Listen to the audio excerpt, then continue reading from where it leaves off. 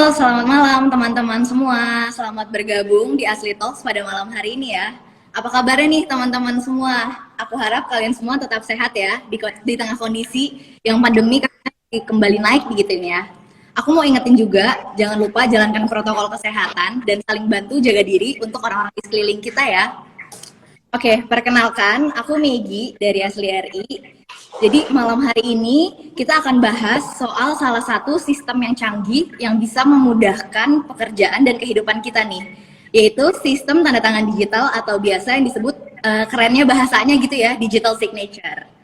Yang ternyata nggak semua tanda tangan digital itu memenuhi keabsahan secara hukum loh. Pada penasaran nggak nih teman-teman semua? Oke, sabar dulu ya. Sebelum kita mulai ngobrol-ngobrol, kita sapa dulu nih tamu keren Asli Talks pada malam hari ini. Sudah hadir hari ini bareng aku orang-orang hebat yang sangat inspiratif nih. Yuk kita langsung kenalan dengan Mas Boyke Rahmanda. Halo Mas Boyke, selamat malam Mas. Apa kabar? Halo, malam. Baik. Dengar nggak suaranya? Kedengeran kok Mas. Oke, halo, malam Mas Agus, malam Megi. Oke, jadi Mas Boyke ini merupakan development gitu ya di sebuah perusahaan startup teknologi yang menyediakan solusi tanda tangan digital asal Indonesia bernama Signature gitu ya Mas ya. Pakai X ya Signature ini. Ya, Signature. Ya. Oke.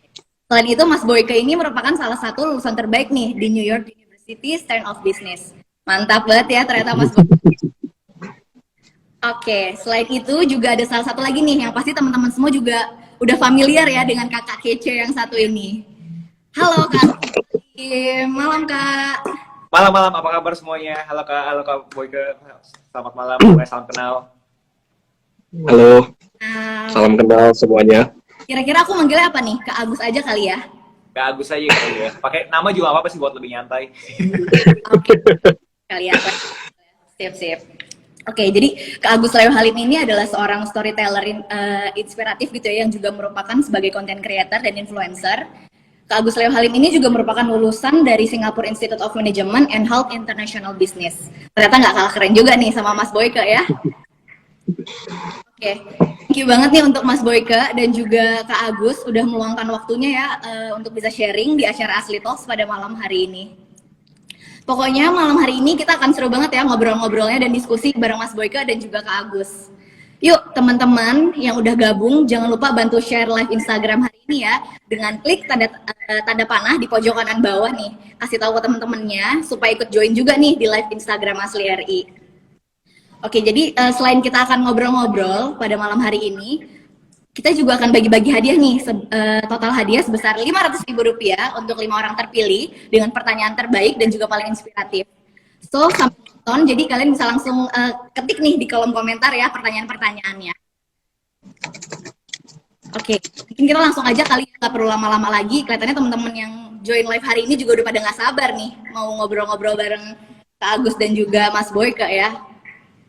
Oke, anyway nih, mumpung lagi ada Kak Agus hari ini, aku mau nanya sesuatu yang lagi naik daun banget nih Mas. Nih Kak Boyke ya, akhir-akhir ini itu tentang NFT. Boleh nih Kak Boyke, sorry Kak Agus, maksud tentang NFT ke Kak Agus ya. Kalau Mas Boyke nanti ada lagi nih. Oke, nah aku sempat searching juga nih, Kak Agus ternyata seorang kolektor dari NFT gitu ya. Nah, kan aku masih awam nih Kak Agus tentang NFT. Boleh dijelasin sedikit nggak nih Kak Agus tentang NFT itu tuh sebenarnya apa sih? Oke, aku versi oversimplified-nya aja karena kan kita live Instagram ya dan kita punya materi-materi lainnya. Jadi disclaimer nih oversimplified dan ini berbasiskan aku punya observasi. Aku juga bukan blockchain engineer. Menurut aku NFT itu adalah non-fungible token dan di mana itu leverage teknologi namanya blockchain, jadi kita punya digital ownership terhadap satu kode, satu angka, yang biasanya itu punya visual representation. Nah, jadi orang-orang tahu adalah ya foto-foto tersebut, foto monyet, foto anjing, apapun itu adalah NFT gitu loh. Kalau ditanya aku punya kesibukan terhadap NFT, aku sebagai kolektor, sebagai kreator juga, dan ini suatu zaman yang aku berasa aku tuh sangat excited banget karena di zaman dahulu sebagai kreator tidak mempunyai jalur monetisasi yang straightforward gitu loh. Dimana harus lewat agency, lewat brand, dan sekarang ada di zaman emas Kalau misalnya kita memang punya karya yang bagus, bisa diapresiasi dengan orang yang banyak dan bahkan skalanya global. Jadi itu sih yang aku bisa sharing terhadap NFT. Itu adalah jalur monetisasi buat kreator. Dan mungkin kalian di sini ada yang trader, ya ini adalah aset yang sangat spekulatif. Oke, nah kalau misalnya boleh tahu nih Mas, Kak Agus, gimana sih Kak untuk cara buatnya tuh NFT itu? Kalau untuk orang awam kayak aku nih, bisa nggak kalau kita pribadi mau bikin NFT itu tuh gitu Kak?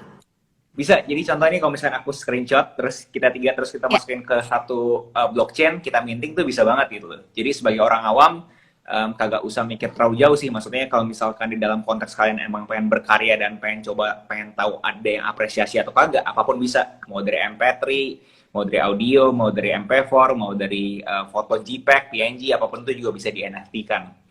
Jadi kalau aku punya saran sebagai orang awam, konteksnya itu adalah jangan lihat cuannya. Lihat bahwa ini adalah kalian punya peluang untuk kalau misalnya kalian bisa memperkaya dan mempertajam kalian punya keterampilan, kalian bisa jualan, kalian punya karya di blockchain. Oke, kalau untuk kita mau create-nya sendiri tuh Kak Agus, itu caranya gimana sih Kak? Sangat straightforward sih. Aku selalu komentar sebegitu simpelnya kayak kita sign up ke mail.google.com gitu. Sebegitu simpelnya, kalian tinggal taruh aja apa yang kalian mau, dan kalau misalkan kalian mau yang gratis, ada blockchain yang namanya Polygon, di mana itu gratis, gas fee-nya jadi kalian kagak usah bayar. Jadi sesimpel itu untuk kalian bikin NFT sendiri. Tapi bikin kan one thing ya, yang susah kan adalah jualan kan. Layaknya semua di dunia ini, kita bisa mikir keren segala macam, tapi kalau nggak bisa jualan ya sama aja kan. Oke, kalau untuk tahapannya sendiri gitu Kak, untuk pada saat pembuatannya, itu prosesnya apa aja nih Kak yang harus dilalui biasanya untuk pembuatan NFT ini? Aku bisa ngomong dalam aku punya konteks ya, jadi mungkin relevan buat kalian yang juga NFT fotografer, karena aku juga karya aku yang terjual itu adalah aku punya fotografi, dimana prosesnya aku sih kurasi dulu sih, karena aku benar-benar pengen kurasiin kayak 4 collection yang benar-benar aku banget gitu, yang benar-benar aku proud dan aku berasa effort dan energinya tuh udah kesana banget gitu. Jadi step pertama kurasi, step kedua cari platform mana yang paling bagus untuk kalian coba mulai minting. Ketiga, ya kalian harus promosi diri di Twitter. Kenapa kebanyakan di Twitter ya? Karena Twitter itu kan kalau misalnya berbagi link gampang ya. Kalau misalnya di Instagram kan nggak bisa diklik. Jadi itu kenapa kebanyakan mayoritas aktivitas NFT itu tuh ada di Twitter. Tapi ya akhirnya kadang-kadang dipersalahgunakan juga sih. Karena kadang-kadang linknya scam gitu. Tapi to answer your specific question, apa yang harus disiapkan? Kurasi, pilih platform, promosi. Oke, kalau dalam prosesnya itu Kak Agus, kira-kira ada kayak surat-surat yang harus dilengkapi gitu nggak sih Kak Agus dalam prosesnya? Nah, per hari ini tuh to my knowledge ya, aku juga bukan expert dalam blockchain, aku bukan blockchain engineer, sekali lagi disclaimer, di mana namanya NFT itu sebenarnya cuma angka gitu loh. Jadi ini blockchain angka, dan atas itu kan visual representation-nya. Nah, jadi technically yang kita dapat, yang kita minting, yang kita persiapkan, yang kita minting itu adalah cuma angkanya doang, bukan visual representation-nya. Jadi kalau ditanya terhadap intellectual property dan legalitas, to my knowledge bahwa NFT itu tidak menyelesaikan masalah tersebut. Oke, mungkin teman-teman yang lagi nonton live hari ini, mungkin kita langsung masuk ke pembahasan kita malam hari ini ya, yaitu tentang digital signature-nya. Mungkin teman-teman yang lagi nonton live ada yang belum tahu nih untuk tools-nya yang akan kita bahas. Nah, untuk Mas Boyke, boleh dijelasin secara singkat nggak Mas? Sebenarnya tanda tangan digital atau digital signature itu bentuknya seperti apa sih nih Mas? Dan apa bedanya dengan tanda tangan elektronik gitu? Mas Boyke. Oke, kita coba pakai study case ya. Jadi pakai analogi ini karena pakai Instagram tadi di printin nih. Jadi ini contoh tanda tangan digital nih. Nih ya, kata orang ini tanda tangan digital. Yang di sini ada sign Adobe gitu-gitu. Ini contoh kita sebutnya tanda tangan elektronik dulu ya. Jadi pernah lihat nggak kayak gini tanda tangan di Adobe atau PDF kita tanda tangan kasih gambar tempel gitu ya. Nah, inilah yang dinamakan tanda tangan elektronik. Kita namanya tanda tangan elektronik ya, elektronik. Nah, ini namanya tanda tangan elektronik. Nah, tanda tangan elektronik seperti ini di Indonesia itu tidak sah. Jadi tanda tangan elektronik ini bisa diduplikasi. Jadi kalau tadi namanya misalnya Kak Agus ya atau Mbak Megi gitu ya, tinggal tulis saja Agus gitu. Kalau saya tahu caranya, anak zaman sekarang kalau SMA tahu tuh bisa diikutin. Oh, goresannya gini ya. Oh, goresannya gini ya.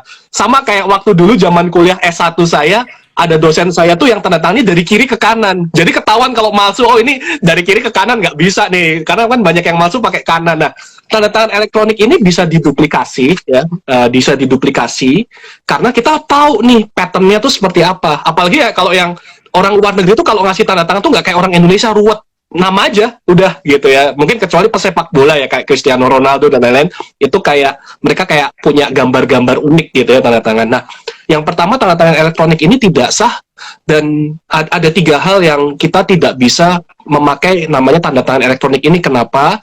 Karena bisa diduplikasi. Kalau saya punya file gambar tanda tangannya Mbak Megi, Kak Agus gitu ya, saya tinggal tempelin aja tuh. Nah, itu gampang tuh, tinggal diduplikasi. Yang kedua, dapat dipalsukan. Kayak tadi, saya tinggal oret-oret lagi, saya foto lagi, itu juga bisa. Yang ketiga, bisa dirubah. Misalnya saya bisa rubah-rubah dan lain sebagainya. Nah, itu yang namanya tanda tangan elektronik. Nah, tanda tangan elektronik ini bentuknya soft copy. Sama, kok ini nggak sah, kenapa? Karena tidak ada yang menjamin. Siapa yang tahu kalau tanda tangan yang betul punyanya Kak Agus dan Mbak Megi yang kayak gini gitu. Nah, sekarang terms yang kedua adalah tanda tangan digital, atau kita sebut bahasa barunya adalah digital certificate. Nah, digital certificate itu kayak apa sih? Nah, masih banyak orang berpikir bahwa itu harus tanda tangan uret-uretan gitu loh, orek-orekan gitu ya, kayak bisa ini apa, menggores tangan gitu. Nah, trennya adalah nanti lambat laun kita di masa depan, orang itu tidak akan menggunakan tanda tangan oret-oretan lagi. Jadi kayak seninya mungkin akan hilang sedikit, namun orang akan menggunakan yang namanya kayak gini nih.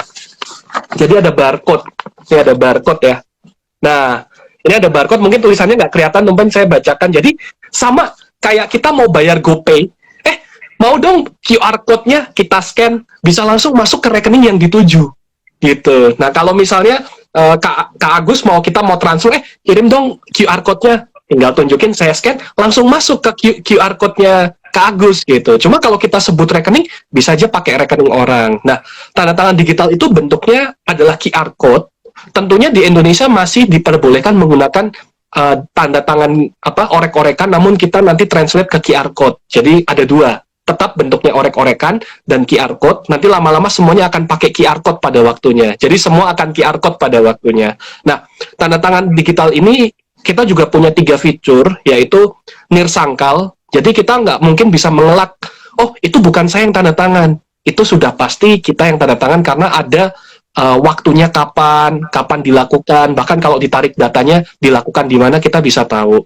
Yang kedua aman dan dijamin oleh institusi pemerintah. Nah, ini yang ketiga adalah bisa dijamin oleh institusi pemerintah. Nah, gimana sih cara kita tahu bahwa tanda tangan digital kita sah atau tidak? Nah, gampang caranya sekarang tinggal buka di ttekominfo. Nah, ini karena nggak ada contoh, jadi ini ada website namanya ttekominfo, ttekominfo.go.id. Nanti kita bisa upload dokumen kita di sana, cek bahwa dokumen itu sah dan di digital tanda tangan atau tidak. Jadi setiap perjanjian tuh kita sekarang bisa ngupload, kita bisa upload ke pemerintah, website pemerintah di Kominfo, perjanjian itu sah atau tidak. Jadi gitu. Jadi oleh pemerintah dengan tanda tangan digital itu perjanjian itu sudah dianggap sah gitu. Jadi kalau nanti kita upload perjanjian kita pakai tanda tangan digital, teman-teman pada bilang ini sah kok. Ketika diupload di website pemerintah tidak sah, ya berarti itu tidak sah karena pemerintah tidak bisa menjamin. Jadi itu bedanya. Jadi elektronik dan digital itu hal yang berbeda. Jadi mungkin terms barunya adalah ternyata tanda tangan elektronik dan tanda tangan digital tuh beda loh. Nah, kita pakai terms yang namanya digital certificate itu. Jadi mungkin simpelnya nih Mas Boyka ya, kalau digital signature itu udah berbentuknya QR code yang gimana udah ada gitu ya Mas ya. Betul. Udah legal juga nih secara hukum gitu ya Mas ya. Betul. Oke. Nanti di QR code-nya boleh dikasih gambar muka juga boleh, karena di QR code sekarang bisa dikasih gambar-gambar lucu-lucuan juga ya. Nah, kita juga bisa edit-edit lah gitu. Nah, itu proses berkreasinya kayak gitu. Mau QR code-nya kasih merah, kuning, hijau, gambar pelangi juga boleh, asal QR code-nya bisa dibaca. Sekarang kan banyak ya QR code lucu-lucu ya. Betul, Gitu. betul. Jadi customize ya, jadi sesuai moodnya. Iya, ada di tengah-tengahnya gambar apa gitu ya. Oke, I see. Oke, gimana nih menurut teman-teman semua yang lagi join live hari ini, sistem tanda tangan digital ini? Yuk bisa ketik komentar ya menurut kalian tentang digital signature, penjelasan dari Mas Boyke sendiri. Oke, lanjut nih ya. Kalau menurut pendapat Kak Agus sendiri nih, apakah sistem tanda tangan digital ini nih bisa membantu nggak untuk Kak Agus dan rekan seprofesi dalam bekerja dan beraktivitas? Wow, pas aku dengerin ini sih pertama kali sih aku berasa benar-benar membantu banget ya. Karena kan aku konteksnya kan kalau sebagai kreator yang freelancer kan sering banget kan diminta invoice gitu kan. Dan karena kita hidup masih di budaya Indonesia ya materai masih butuh kan. Dan itu kan sebenarnya tanda kutip ya bisa dibilang sesuatu yang untuk administrasi tok. Sebenarnya ya butuh nggak butuh ya, karena ada materai pun perjanjian bisa dipersalahgunakan kan. Nah, jadi dengan adanya suatu tools seperti ini sih menurut aku bakal ngebantu banget, terutama aku yang sebagai freelancer yang butuh bukan menyebar luaskan ya, tapi maksudnya butuh tektokan terhadap administrasi invoice, quotation, SPK, surat perjanjian kerjasama, sangat ngebantu banget sih. Oke, berarti dari penjelasan Kak Agus sendiri berarti menandakan ya kalau misalnya ada urgensi atau kebutuhan ya untuk menggunakan sistem tanda tangan digital ini. Nah kan kita juga tahu nih semakin canggih teknologi gitu ya, dan kita juga nggak bisa pungkiri gitu kalau ternyata tuh cybercrime juga semakin marak ya. Nah kalau menurut Mas Boyke sendiri nih Mas, sistem tanda tangan digital seperti apa sih yang aman dan bisa digunakan oleh masyarakat? Oke, untuk saat ini kita di Indonesia kita harus menggunakan software-software atau provider-provider penyedia tanda tangan digital yang sudah diakui oleh pemerintah melalui Kominfo. Rekan-rekan bisa melihat di tte.kominfo.go.id. Saat ini di Indonesia sudah ada 9 institusi yang mengeluarkan digital tanda tangan. Nah, dari 9 itu 2 dari pemerintah dan 7 dari swasta. Nah, dari pemerintah ini hanya bisa melayani untuk pemerintah, dan dari swasta hanya bisa melayani untuk swasta. Pemerintah bisa masuk swasta, namun swasta tidak bisa masuk pemerintah intinya. Nah, kita bisa melihat 9 institusi tersebut. Nah, bagaimana cara memilihnya dan apa dasar hukumnya adalah kesembilan institusi tersebut mendapatkan legalitas yang sah dari pemerintah sebagai perpanjangan tangan dari pemerintah untuk mengeluarkan QR code-nya itu. Jadi tadi sekalian tuh ada yang tanya tuh dijawab. Nantinya tanda tangan akan menggantikan digital certification, tanda tangan digital akan menggantikan tanda tangan basah, betul. Namun akan tetap ada prosesnya. Sama kayak sekarang orang mau setor ke bank ngambil uang masih banyak juga yang di bank. Jadi kita pasti akan bertahap arahnya ke sana. Jadi tadi menjawab pertanyaan Mbak Meggy, untuk memilih vendor-vendor atau provider digital tanda tangan yang legal itu hanya ada 9 dan itu berasal dari Indonesia semua. Sebagai contoh saya ambil dari Adobe Acrobat dari luar negeri, mereka memang punya kolom digital tanda tangan, namun di Indonesia belum diakui. Jadi mereka butuh kita untuk berpartner supaya mereka mempunyai sertifikat yang sudah dikeluarkan resmi oleh pemerintah Indonesia melalui Kominfo dan provider tanda tangan tersebut. Jadi kalau ada yang tanda tangan digital pakai Adobe atau pakai PDF ya, nama-nama software ya, ada Foxit, ada apa. Nah, itu tuh tidak bisa dijamin keabsahannya. Jadi harus ada kerjasama dengan 9 provider penyedia tanda tangan digital tersebut. Jadi itu penjelasannya. Oke. Berarti kita sebenarnya juga harus hati-hati gitu ya Mas Boyke dalam memilih tanda tangan digital ini gitu ya. Karena bahaya juga kalau ternyata secara legal mereka belum diakui gitu ya oleh pemerintah. Betul. Gitu. Ya, jadi kalau ada sidang atau ada kasus nih, misalnya terjadi one prestasi, misalnya Kak Agus, Kak Meggy tanda tangan one prestasi, itu tidak ditanggung oleh negara dan buktinya itu tidak sah di hadapan sidang atau nanti ya pas persidangan. Nah, itu yang bahaya. Oke. Gitu. Nah, kalau menurut Kak Agus sendiri, penting nggak sih nih kita harus aware gitu dalam memilih penyedia layanan tanda tangan digital ini yang harus legal gitu, yang harus diakui secara hukum. Kalau menurut jadi gimana nih dari penjelasan Mas Boyke? Ya, menurut aku sih straightforward banget ya. Kalau ditanya penting atau nggak penting, penting banget ya. Karena kan kita hidup di budaya timur yang apapun bisa dibilang orang kan koboi-koboyan kadang-kadang ya. Dan fakta bahwa ini ada satu bentuk digital yang bisa ngebantu kita secara legal, menurut aku ngebantu banget sih dibandingin kita ngomongin materai. Walaupun sekarang materai pun ya emang itu salah satu bentuk legalitas ya. Ya maksudnya aku kalau misalnya ada versi lebih praktisnya, di mana ya kita ngomongin millennials dan Gen Z kan suka ya namanya praktis ya. Kita ngomong apa adanya gitu. Dimana praktisnya itu dalam konteks efisien, kenapa kagak gitu. Karena ini menurut aku udah efektif, habis itu efisien lagi. So, kalau ditanya penting atau nggak penting, wah penting banget sih. Menurut aku encourage semua orang yang di sini yang millennials dan Gen Z mungkin bisa cek gitu loh. Mungkin buat dalam konteks kalian punya freelance dulu. Karena kalau misalnya corporate, aku yakin kan penetrasinya susah ya.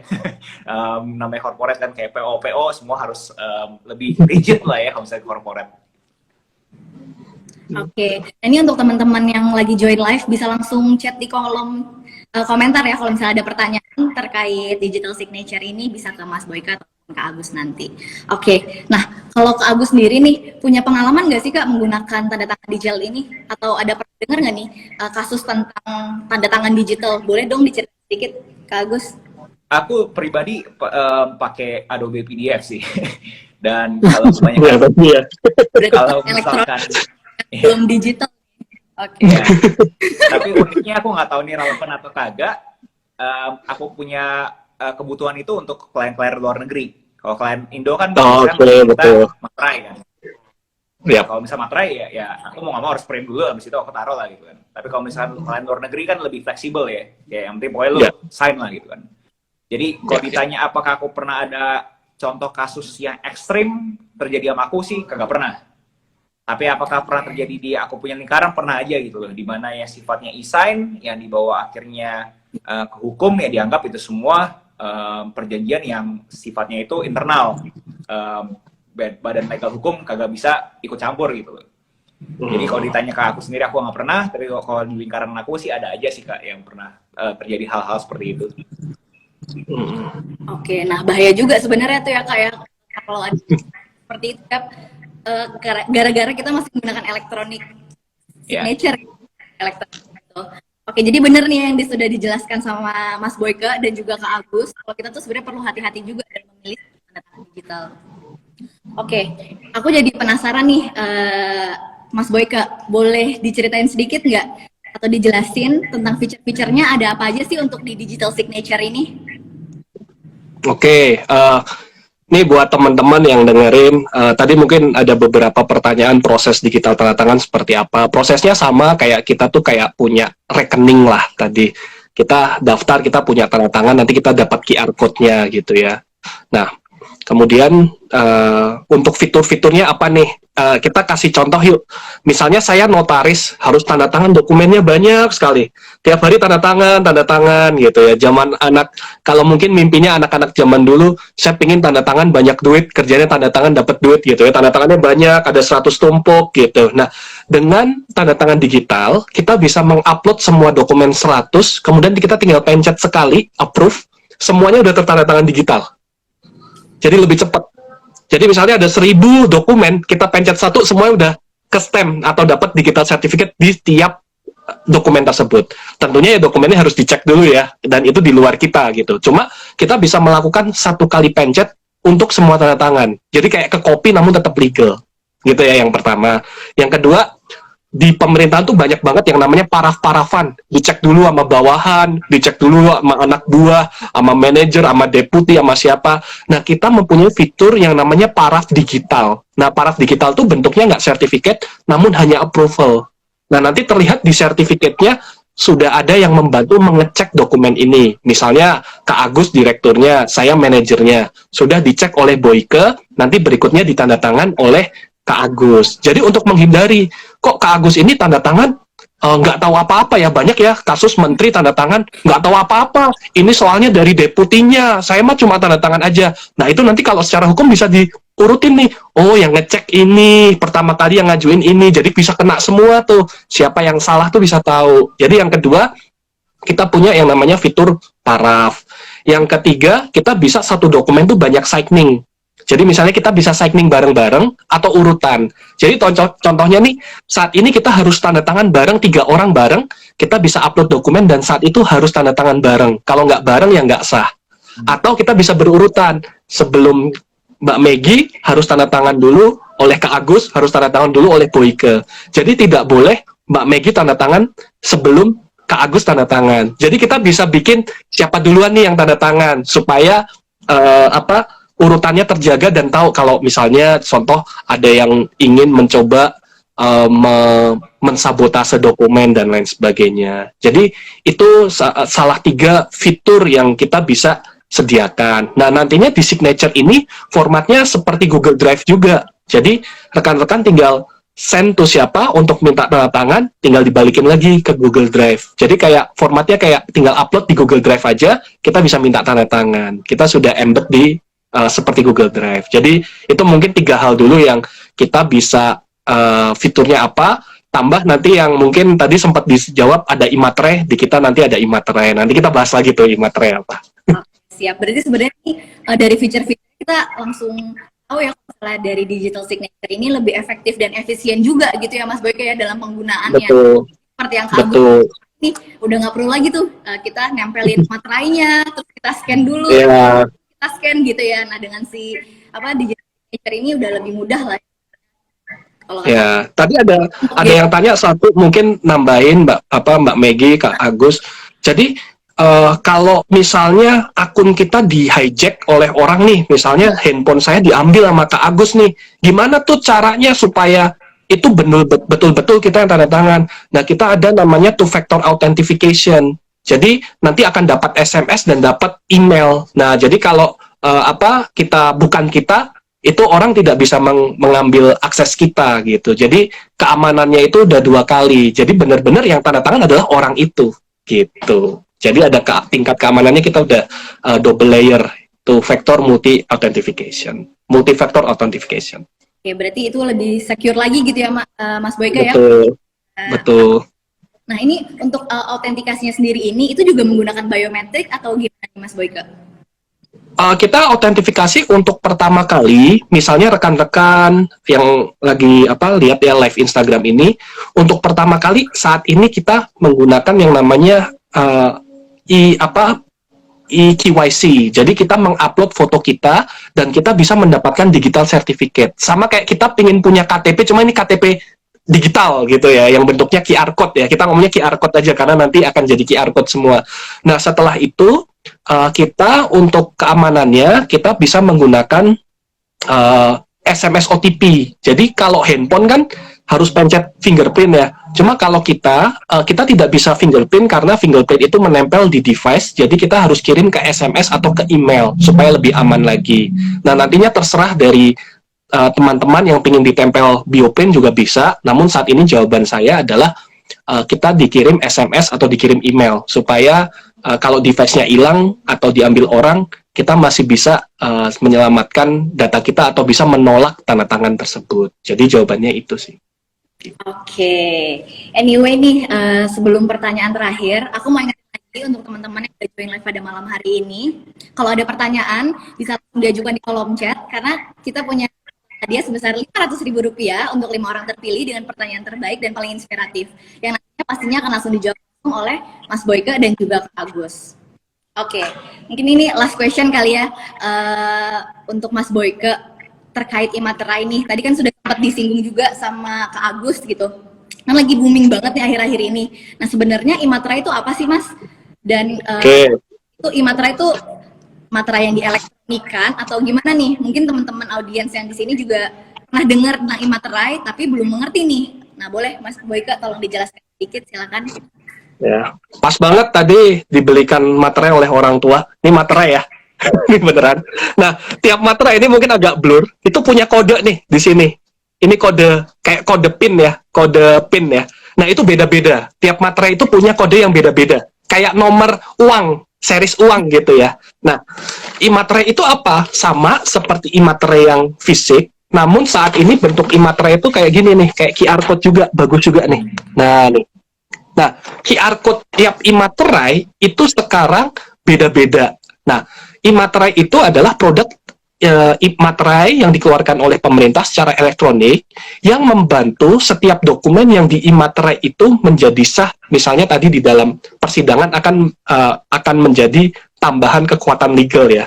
Karena tadi ada tanya, mungkin nanti ada pertanyaan, jadi kalau udah pakai digital signature harus pakai e-materai nggak gitu. Nah, kalau untuk internal kan ada yang tidak perlu materai. Cuma untuk pihak dengan yang lain di luar, misalnya saya ke manajer saya bikin tanda tangan perjanjian, ya mungkin nggak perlu pakai materai. Ada beberapa yang perintah kerja atau absen atau apa. Cuma dengan pihak lain kita butuh e-materai. Nah, e-materai ini bisa didapatkan juga di signature.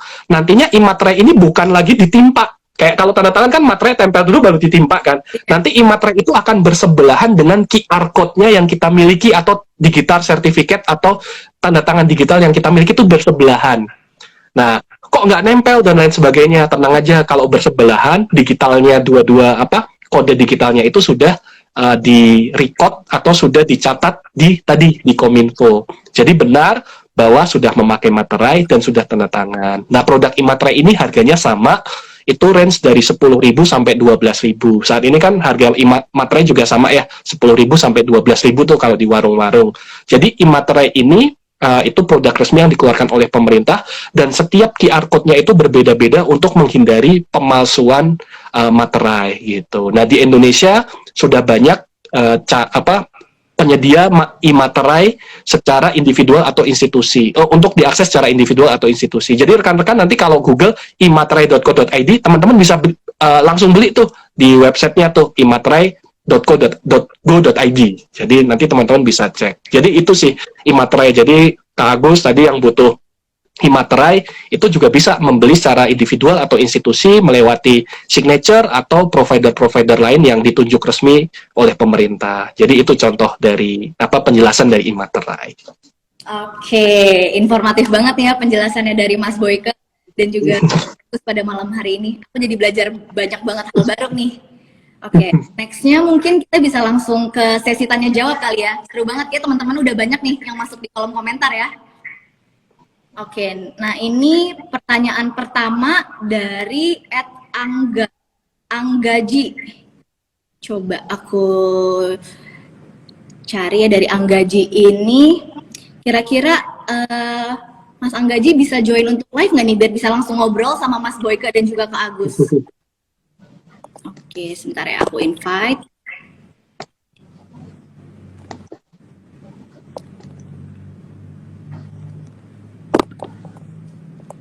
Wah, sepertinya udah ini ya, nggak ada. Oke, mungkin aku langsung bacain aja kali ya pertanyaannya. Nah, ini dari @anggaji untuk Kak Agus. Bang Agus, marketplace untuk NFT itu cuma ada OpenSea atau ada marketplace lainnya nih selain OpenSea? Oke, silakan Kak Agus. Banyak banget sih. Kalian bisa cek ke website yang namanya google.com kalau kalian kagak tahu. Ada yang namanya Foundation, ada yang namanya Rarible, ada yang namanya Super Rare, ada yang namanya, wah banyak banget deh. Kalau misalnya Solana ada yang namanya Magic Eden. So ya, aku rasa pretty straightforward lah ya pertanyaannya. Oke, jadi bisa langsung di searching aja gitu ya. Selain OpenSea, sebenarnya juga masih banyak nih ya untuk marketplace menjual NFT ini. Oke, pertanyaan kedua nih dari @baskaraji23. Coba aku invite lagi ya ke live-nya.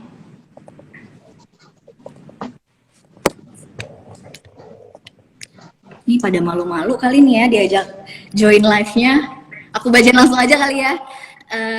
Dari Baskaraji23 ada pertanyaan, tanda tangan digital berapa biayanya nih Kak? Dan siapa aja yang bisa pakai? Mungkin untuk Mas Boyke kali ini ya, kalau untuk tanda tangan digital. Silakan Mas Boyke.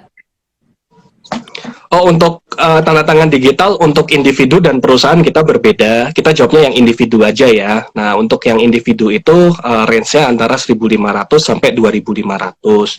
Namun jangan dilihat ini mahal atau tidaknya ya dari angkanya dulu. Untuk saat ini range kita ada di angka 1.500 sampai 2.500. Namun nanti kita ingin bekerja sama dengan pemerintah bahwa penggunaan untuk retail itu tanda tangan tersebut bisa digratiskan atau biayanya bisa lebih murah lagi. Jadi seperti itu sih biayanya ya untuk saat ini. Kalau perusahaan tentunya berbeda sih gitu. Jadi hari ini yang di-share harga untuk kita individual saja gitu. Di situ sih. Nah, selanjutnya nih pertanyaan ketiga ada dari @siska.vidya. Pertanyaannya, apa saja sih yang harus diperhatikan saat memilih platform penyedia tanda tangan digital? Dari legalitasnya harus bagaimana? Tadi mungkin udah kan kali ya sama Mas Boy. Nah, ini mungkin boleh dijelaskan lebih lanjut lagi nih Mas Boy. Oke, untuk mencari legalitas gampang. Rekan-rekan bisa nanti saya coba tulis di sini. Kita bisa menuju ke tpe.kominfo. Ini saya sambil chat di sini. .go.id. Di situ sudah tertera semua perusahaan yang sudah legal yang diakui oleh negara. Jadi ada 9. Nanti bisa dicek di sana. Salah satunya adalah Signature. Oke, jadi bisa lihat di listnya di Kominfo langsung gitu ya. Yeah. Dan Signature sudah nih di dalam list yang sudah legal gitu ya Mas Boy.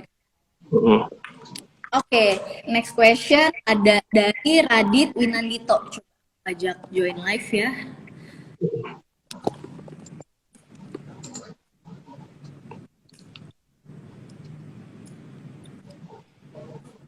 Radit Winandito.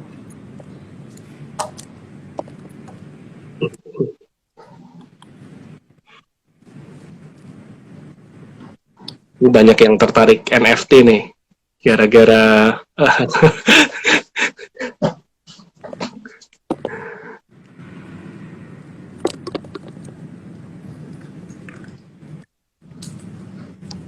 Oke, kita tunggu sebentar ya ini.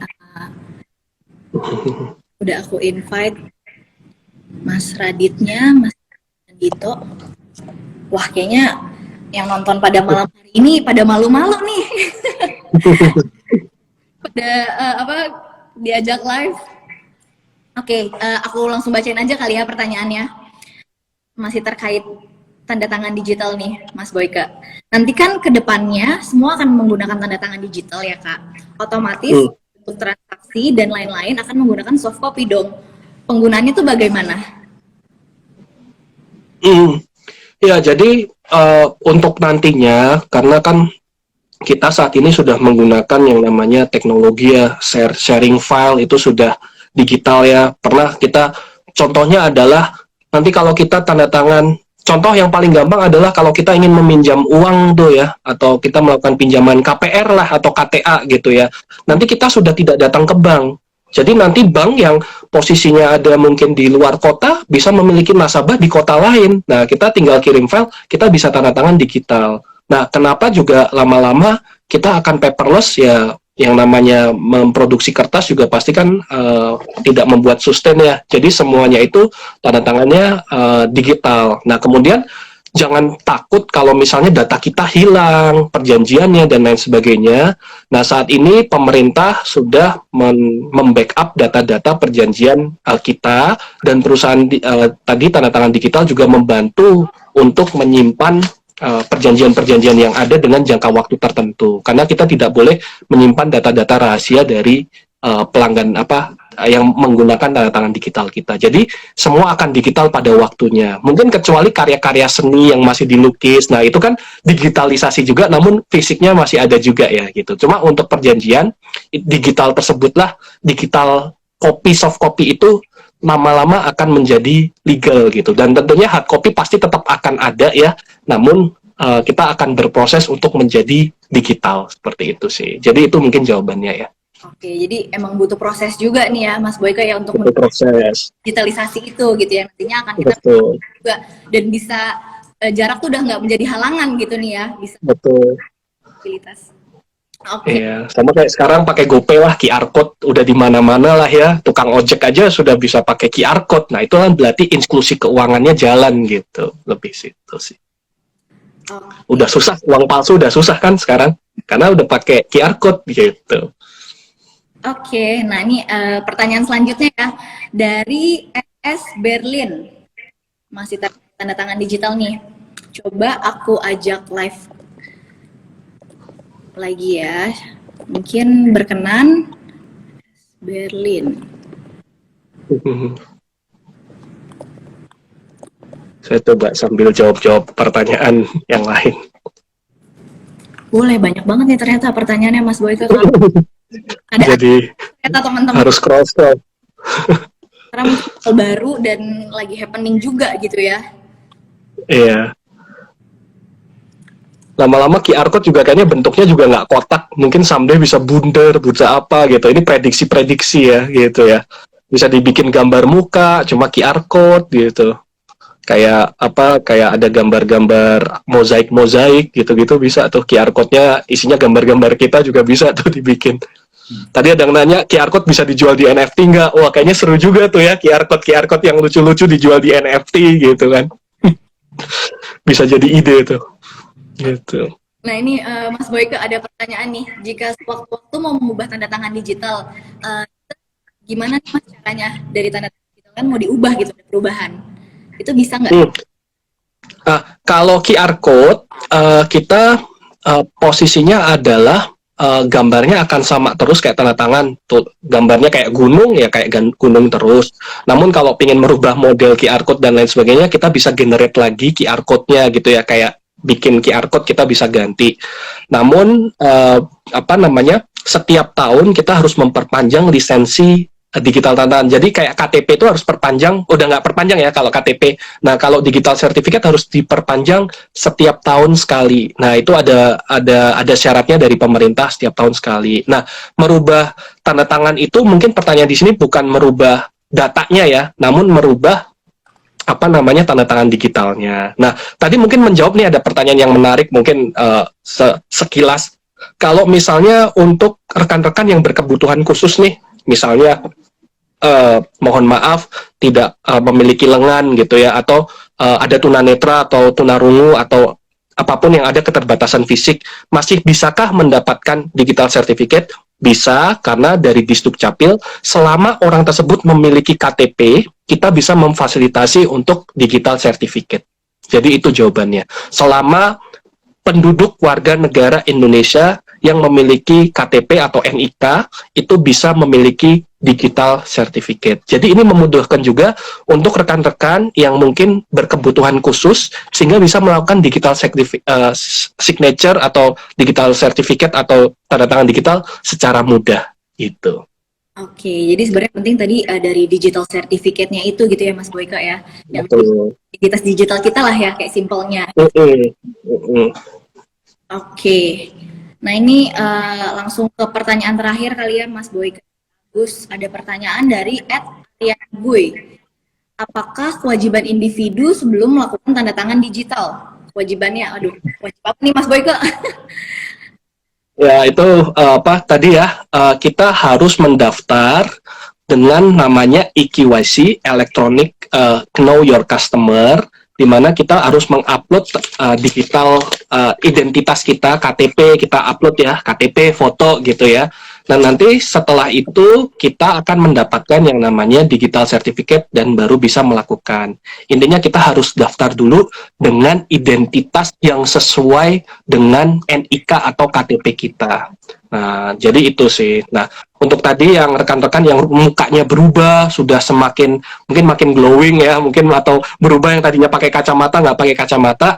Nah saat ini eKYC ini sudah canggih. Jadi jangan kira terus kita pakai topeng terus bisa tembus gitu ya, kayak banyak nih kasus ojol yang memakai topeng terus bisa pakai akun fiktif gitu. Nah sekarang eKYC ini sudah sangat canggih sekali gitu, bahkan kita hanya disuruh noleh sedikit udah tahu bahwa ini Mbak Megi, ini Kak Agus, ini Boyke gitu. Jadi eKYC saat ini juga semakin bertransformasi juga untuk bisa melakukan verifikasi wajah, verifikasi identitas dengan sangat akurat. Jadi lebih akurat lah gitu. Jadi itu tadi kewajiban kita upload dokumen KTP NIK kita, dan kita harus melakukan namanya live eKYC. Jadi harus live, kita foto bareng gitu. Oke. Pakai siapa tuh Mas Boyke untuk eKYC-nya? Oh ya, kita partner kita di eKYC itu Asli RI. Jadi kita ada 3 tadi ya, mungkin ini juga diselenggarakan oleh Asli RI. Jadi kita itu ada 3, mungkin ini pengetahuan untuk mengautentifikasi menggunakan eKYC dari Asli RI. Untuk login-nya nanti ada yang namanya Asli Login. Jadi kita kalau login setiap kali itu bisa login. Untuk memberikan otorisasi itu menggunakan signature.id. Jadi kita sebagai warga negara Indonesia akan dihadapkan dengan 3 hal. Autentifikasi, kemudian login, yang terakhir adalah otorisasi. Jadi 3 hal itu yang akan selalu kita lakukan setiap hari dalam hidup kita. Buka handphone, terus memberikan akses, buka handphone, memberikan akses. Jadi itu yang rata-rata orang secara digital melakukan hal tersebut gitu, Mbak Megi. Oke, jadi 3D ID gitu ya Mas ya?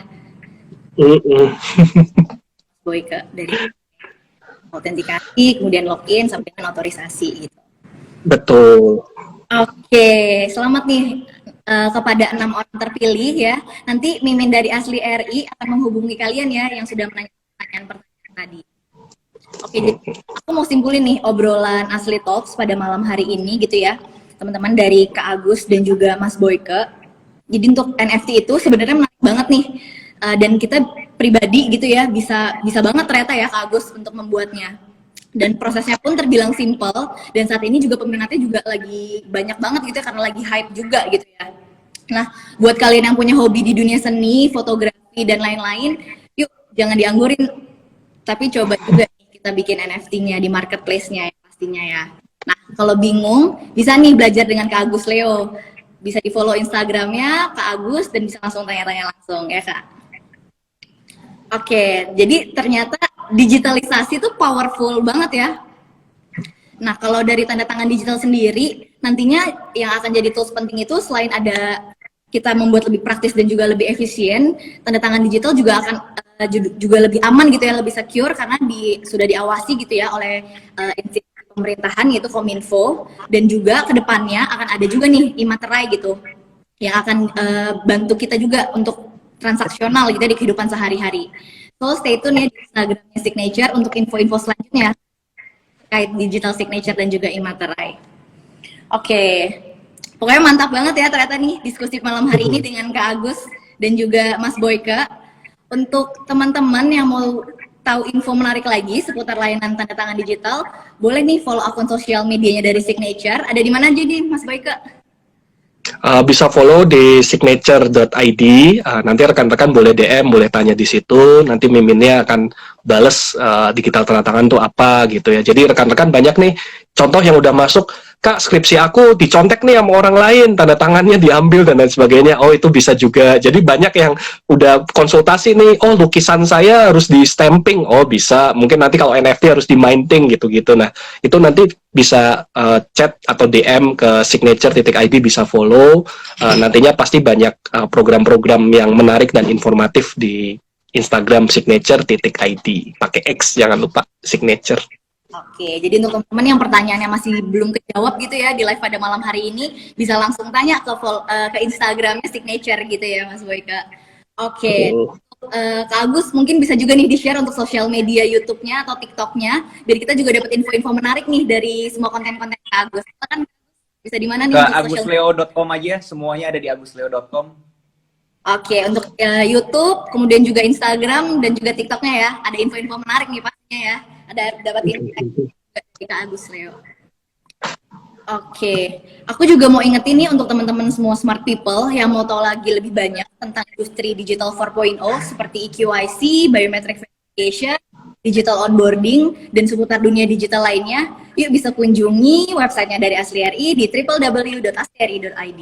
Jangan lupa juga untuk follow sosial media lainnya dari Asli RI untuk tahu update-update lainnya. Oke teman-teman semua, nantikan ya Asli Talks episode berikutnya dengan bintang tamu, dengan topik-topik yang pastinya nggak kalah menarik dan seru nih seperti pada malam hari ini gitu ya. So stay tune di Instagram Asli RI. Akhir kata, terima kasih banyak nih untuk Mas Boyke dan juga Kak Agus, dan untuk teman-teman semua yang sudah join di live pada malam hari ini. Semoga bisa menambah wawasan dan pengetahuan untuk teman-teman semua. Aku Megi, izin pamit undur diri. Jangan lupa selalu patuhi protokol kesehatan, stay safe, jangan lupa bahagia untuk teman-teman semua. Asli RI, your intelligence partner for EQYC. Bye-bye. Thank you.